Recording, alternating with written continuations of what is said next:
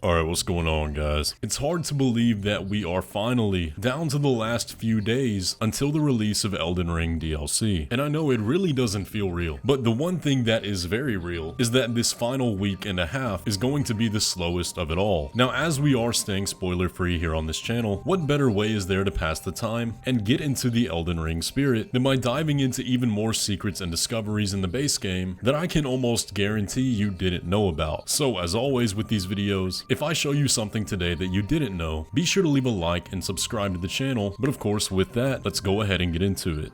The first of our discoveries today takes us to the mountaintops of the Giants, and one of the first locations you'll encounter there, the Zamor Ruins, home of the Zamor Knights, one of the strongest enemies in the entire game. And since these ancient warriors are so powerful, this little dilapidated village is the only place in the game where you fight these enemies outside of a designated boss fight, and with several of them patrolling the area, it makes it very hard to acquire the two treasures that you need in this village. But did you know, FromSoftware actually gave us a very creative way to navigate this village without alerting any of the Zamor Knights. If you walk along the left side of the village, out of the view of the Zamor Knight in the middle, you will eventually come across a spirit squirrel. This little squirrel will be your guide through the Zamor village. While most animals in Elden Ring are programmed to run away from your character, this little squirrel will wait on you to go up to it. Now, when you approach the squirrel, he'll begin to take off down a path. And if you choose to follow him, this will be the perfect route to walk through the village undetected. Now, following the squirrel all the way will lead you straight to the treasure chest, and he even walks down the stairs into the chamber. Now, this one was crazy to me because I never imagined that these wild animals would have some scripted events like this. I've been playing the game non-stop for 2 years,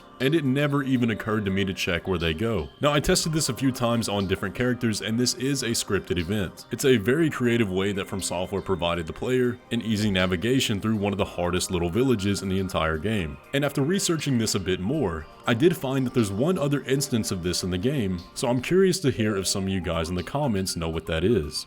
This next one is pretty mind-blowing and shows just how deep many of the naming conventions in FromSoftware games can go. Now, we've done deep dives into some of the etymology of the names in Elden Ring here on the channel before, such as the Great Serpent Egle, tracing its name to an old Lithuanian folktale. But today we're going to look at the namesake of two characters which draw their name from the same source, those being Gowry and Millicent. These characters can trace their inspiration from an old poem known as the Insect God by Edward Gorey. Now, when it comes to Gowry's name, Gowry and Gorey use the same Japanese characters to spell their names, so it's likely that Gowry is named after the author, but the actual contents of the poem tell a morbid story about a little girl named Millicent Frasley who is playing by herself in a park when a dark car pulls up and kidnaps her. The poem ends by describing the girl stuffed into a strange pod and sacrificed to an insect god. It's very weird and very dark and sounds exactly like the kind of thing FromSoftware would be inspired by, but when you start to consider the story here, with Gowry being able to possess the insect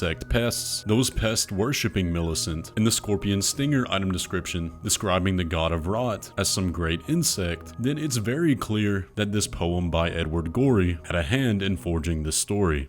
Now, like we stated earlier, Shadow of the Erdtree is just a few days away, and everyone's worried about how they're going to prepare and get the best experience out of the DLC. But one thing that a lot of people are not considering is how to prepare outside the game by optimizing the hardware you're going to be playing on, which is why we're partnering with Apex Gaming PCs to bring you just that. Top-of-the-line pre-built gaming PCs, specially made just in time for Elden Ring DLC. There are 3 tiers of PCs available, with the top 2 including a 40 series GPU, which will more than be able to capture all those beautiful vistas. So use my link down in the description and pinned comment to get your new gaming PC today. But now let's get back into it. If you're someone that goes throughout the game, fighting every enemy and exploring every nook and cranny, the Shifra Aqueduct can prove to be one of the most difficult rooms in the game. And that's because this very small area is home to not 1, but 2 Crucible Knights. But did you know that you can actually cheese both of these Crucible Knights without engaging them in a fight fight at all. And that's due to a very unique interaction that happens when you use a bewitching branch on these hollows throughout the area. If you bewitch these hollows and take them outside to the Crucible Knight, they'll begin to fight each other. Now that's normal, that's the intended effect of the bewitching branch. But what isn't normal is that these enemies become effectively invincible and take basically zero damage from this Crucible Knights. I have no idea why this happens. If you've used a bewitching branch before, you know that it doesn't affect the health of the enemy at all. It simply makes their aggro volatile for a short period of time. But for some reason, these specific enemies do not take damage from these Crucible Knights. And this effect actually lasts long enough to where you can go aggro the first Crucible Knight and bring him back to this room, where these hollows will do the exact same thing they did to the other Crucible Knight and absolutely steamroll him. Now, like I said, the bewitching branch is never supposed to do this,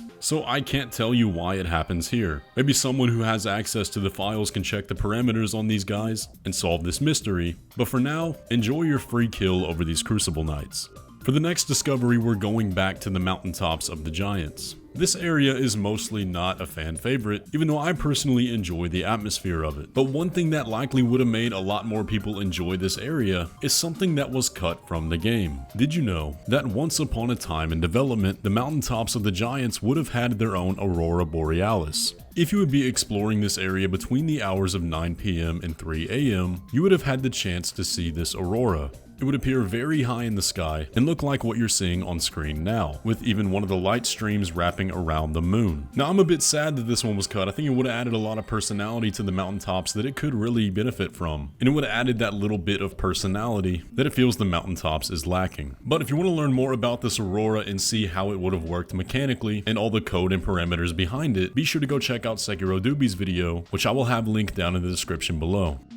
When it comes to Torrent, our spectral steed, one of the things we've realized since the game's release is that we actually don't know that much about him, much less so after his appearance in the DLC promo art. But for a character that we spend the majority of our time with, it's fascinating that there's still things that are being discovered about his appearance, such as this one, which I'm sure I'd seen before, but never actually made the connection in my head. So did you know that if you look closely at Torrent's eyes, you'll notice that he actually has a scar on his left eye, running about halfway down his face. And we can very clearly see that this is not present on the right eye. Now you might be thinking, well, that's interesting, but why does that matter? Well, it matters because it is yet another similarity to characters that overlap with Torrent's lore. For example, Melina, Torrent's current master when we start the game, has a closed left eye with a marking that may or may not be a scar of sorts. Ranni also has a closed and scarred left eye when we look at her spirit. And to keep with the pattern, Queen Marika's entire left side of her face is shattered at the end of the game. Now, aside from Queen Marika, Torrent, Ranni, and Melina are all considered to be bodiless spirits, able to cross over to this world in an aspect for a reason that's never fully explained. So the question is, what's with all the left eye symbolism, and how does it tie in with the lore of spirits? Which then of course leads to other questions. But for the sake of this video, that was just a cool detail I never really considered, but could potentially lead to a fascinating lore rabbit hole, and I'm curious to hear what you guys think.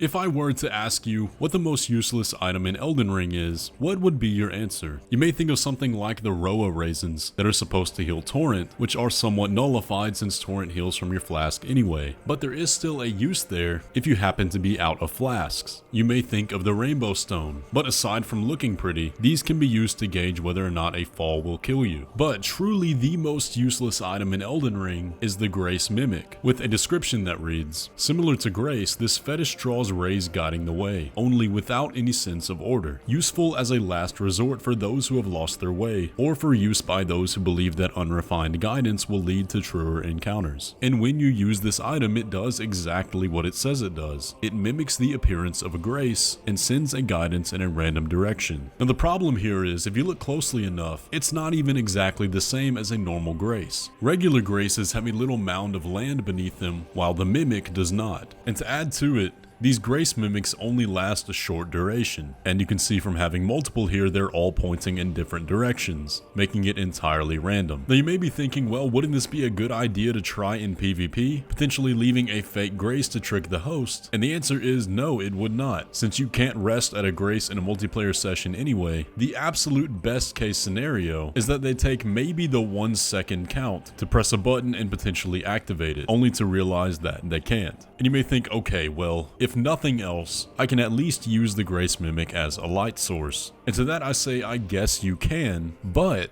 remember, it only lasts for a short duration, and it's nowhere close to as good a light source as a glowstone. Truly, there is no practical reason to ever use a grace mimic, making this more than likely the most useless item in the entire game. So if you can think of a good reason to use a grace mimic, let me know down below.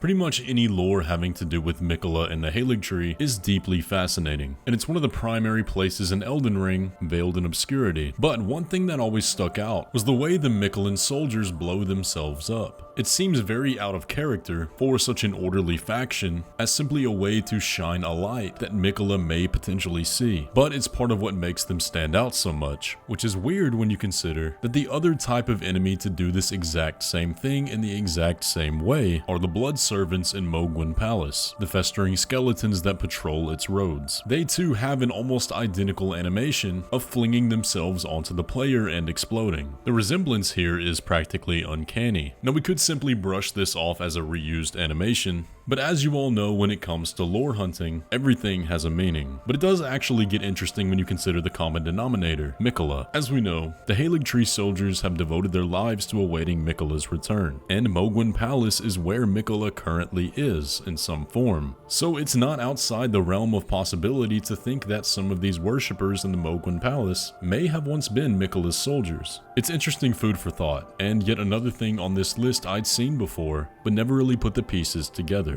Now to finish off the video today, did you know you could do this?